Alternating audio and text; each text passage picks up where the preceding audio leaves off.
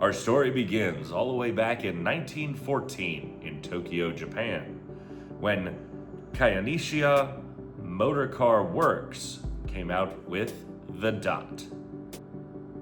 And then born came Datsun Motor Company years later because of three men: Kenjiro Den, Rokuro Aomiya, and Mitario Takeuchi.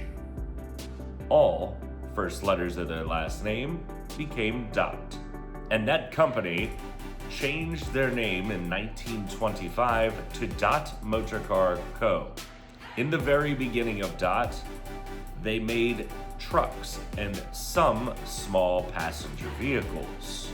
Then flash forward to 1930 when the Japanese government came out and said that if a vehicle had under 500 cc's, you didn't need a license. So Datsun, or Dot at the time, came out with a new development of cars that had 495 cc's to sell in the new market.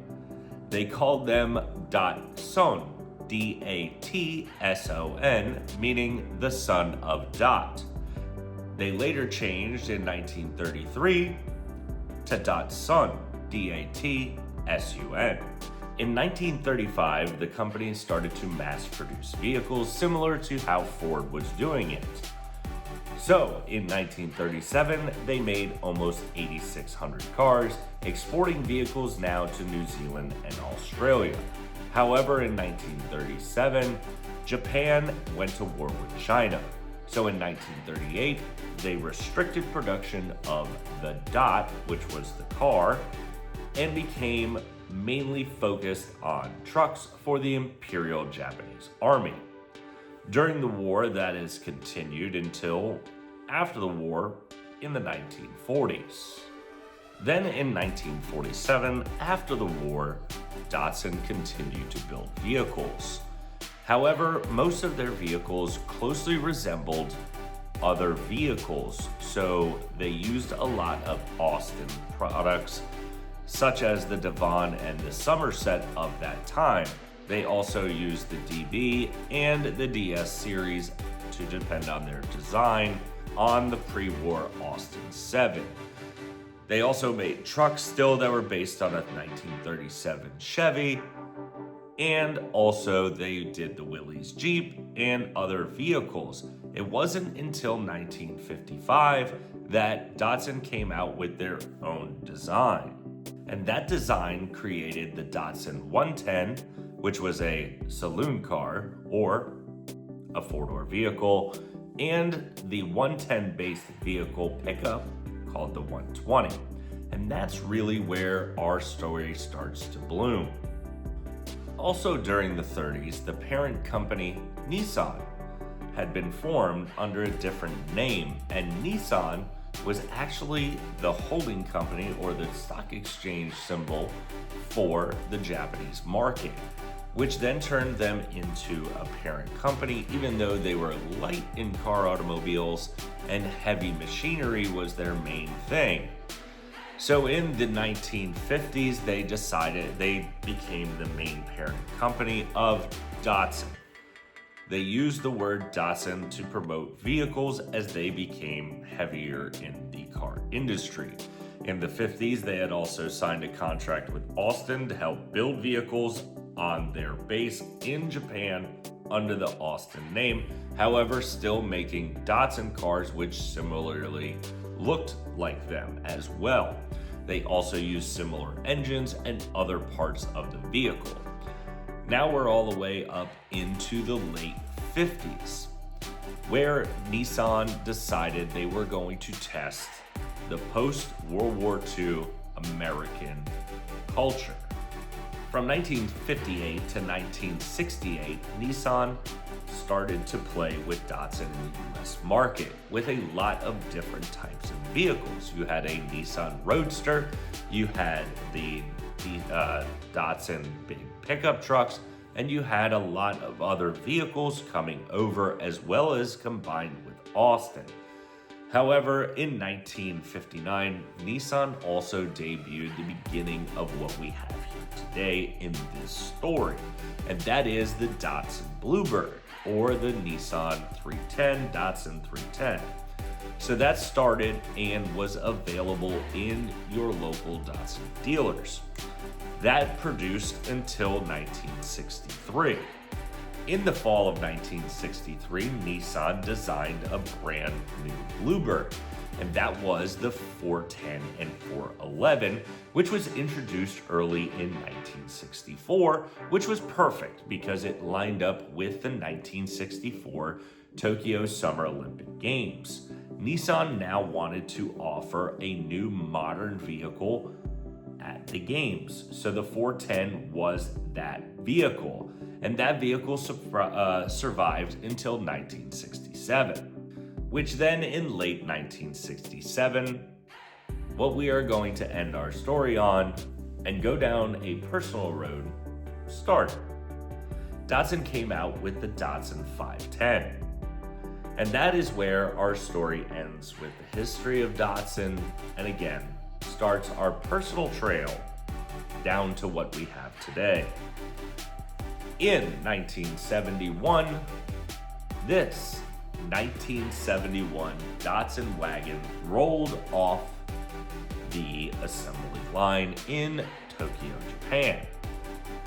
And in this 1971 Datsun, this boasts an advertised gross horsepower by Nissan of 96 horsepower, claiming a top speed of 100 miles an hour, having front disc brakes and four-wheel independent suspension.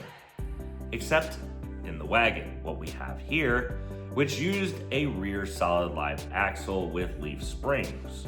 So that's what we have. Because right here, this 1971 Datsun wagon found its way to the United States. Now, that's where the story gets fun.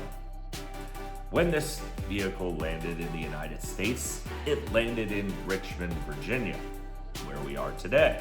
So in 1971, at a local Datsun dealer, the original owner purchased the vehicle and drove it home and kept it for the next 53 years. Now he drove it until about 1994, when it was parked. And then it just sat, where, as you can tell by the body, it has gained very much rust, and that is where we step in. That is where we try to save this vehicle. However, it now sat in the background for 2 years until today, when we debut this vehicle on our channel. Now, the goal for this vehicle is to try and restore this thing back to its original style. Now, right now, it's a little rough. We have a lot of rust here, there, and everywhere on this vehicle. It hasn't driven since 1994 at the latest. That's the last time it was inspected, and the last time it had stickers on it is 1994. This thing is going to need a lot of work and a lot of effort to try and get it back up and running. Now, one thing we have an issue with is the engine is seized. So right now, it does not move at all, and it has had Marvel Mystery Oil in it for quite a while, and it still won't move. Also, it has rust, so we're not sure how our floor pans are or anything of that nature. So that's something we're going to have to really dig into and see if this thing is even able to be saved. Now, we are going to try and get everything done on this vehicle like we did with the 1963 Chevy pickup, which if you haven't seen, definitely check out that complete restoration project that we did from start to finish. Now, hopefully this one won't take us 4.5 years. It's a little bit smaller of a car. So one cool thing about this is we have a lot of original parts still. Everything on this car is original to the car.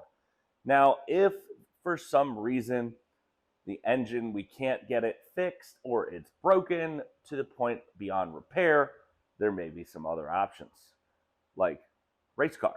So I think some of our comments just thought about that and they want race car. But I want to keep this thing original.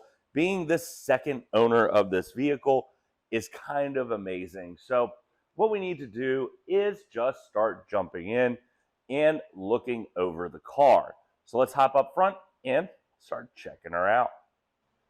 Now here is the famous straight 4, which actually is absolutely amazing. Now we have pulled the spark plugs on this to drain the Marvel Mystery, put the Marvel Mystery Oil in there, and we've started to take things apart a little bit here as we kind of wanted to get into it. Obviously the radiator and the fan are already out of it, and that's in the back, as I kind of wanted to see what we could do to start getting this thing going.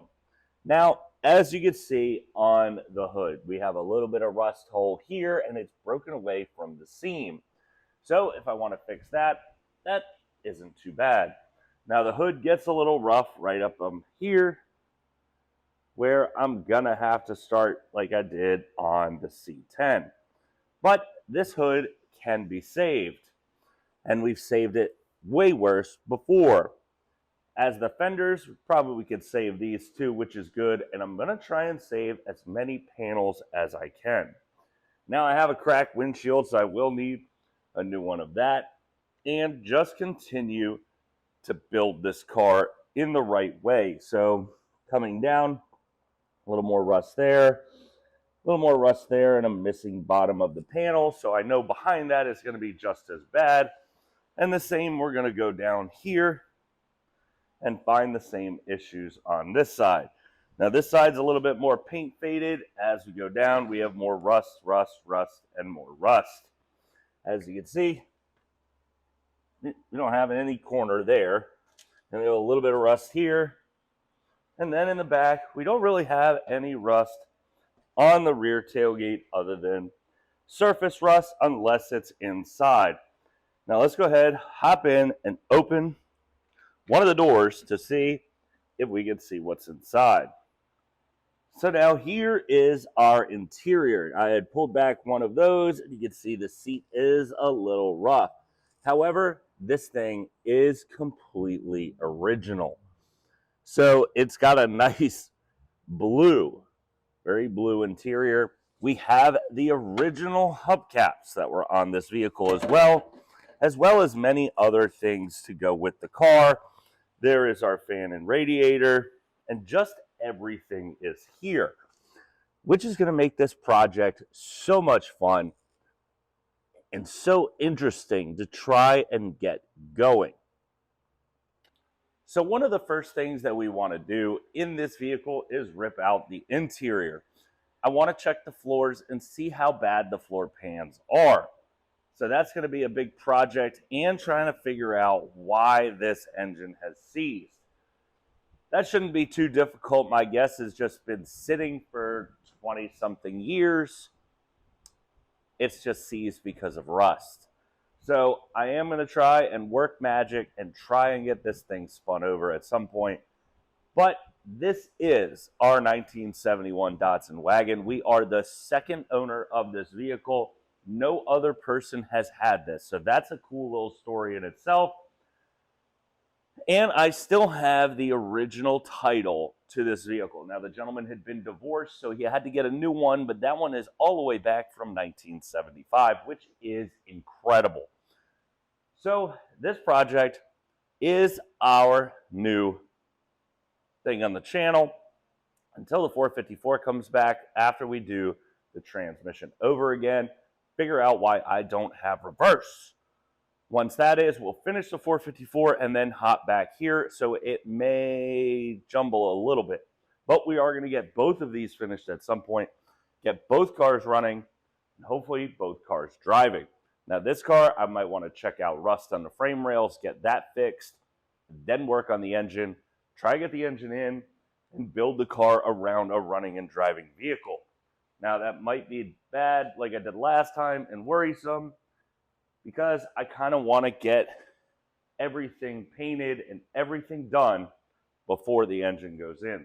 That might be a better option, but we'll figure it out like we do every other time. So that's going to be a wrap for this week's video. I hope you enjoyed the little bit of story time. Wasn't a lot of work on this video, but next week we are going to dive into this thing, start ripping things out of this thing, and get looking at what we need to do and what parts we need and figure out what's going on in there. So we'll see you next week.